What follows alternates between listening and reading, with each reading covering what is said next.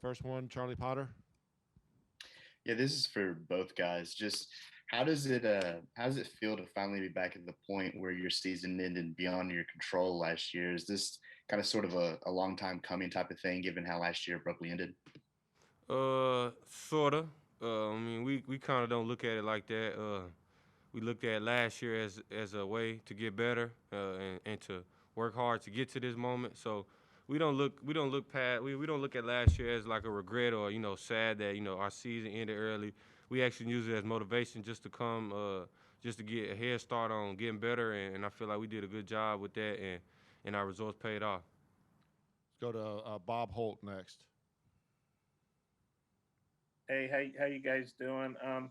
Maybe John could take this first, and then Herb.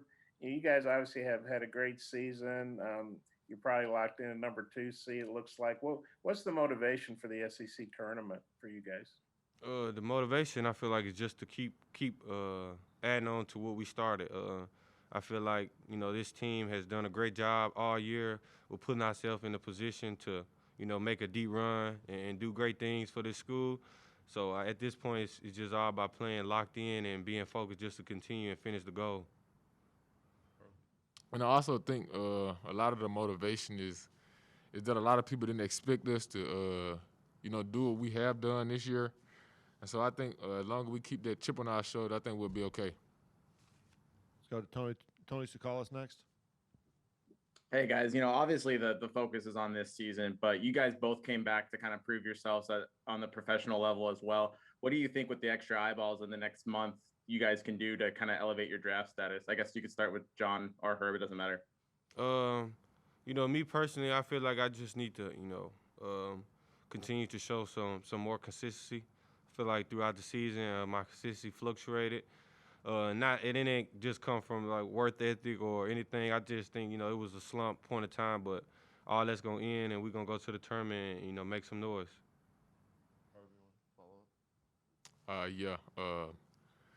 I mean, outside of what John said, I think like the only thing that I focus on to improve my draft stock is just winning. I think that's what a lot of the guys at the next level look for, and if we continue to do that, I think the draft will take care of itself. All right, let's go to Mike Rodak next. For Herb, I know you've dealt with some injuries over the course of the year between the finger and in the back and all that. Just where do you feel physically at this point, and how have these extra couple days helped you just get ready for the stretch run here? Well, I feel like I'm back to playing at about 100%.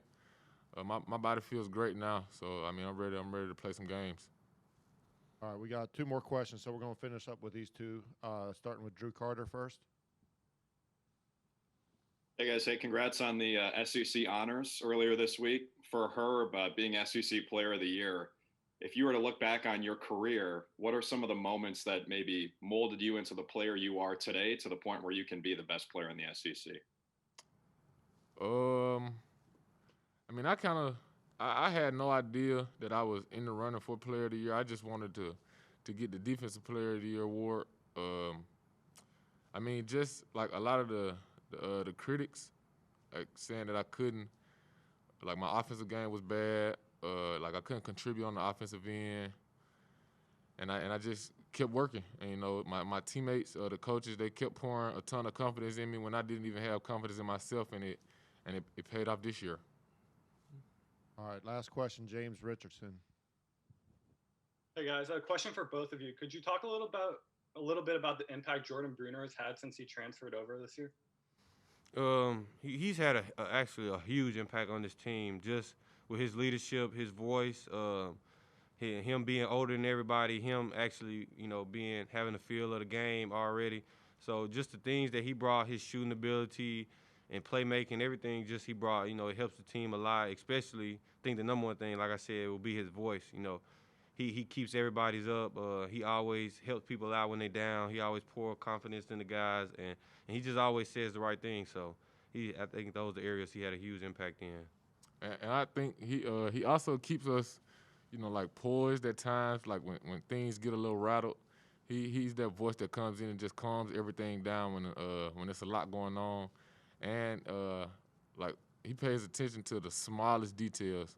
Like in practice, if it's a ball screen coverage, like he's like explaining what you need to do down to a T, and I think that's impacted us a lot on the defensive end.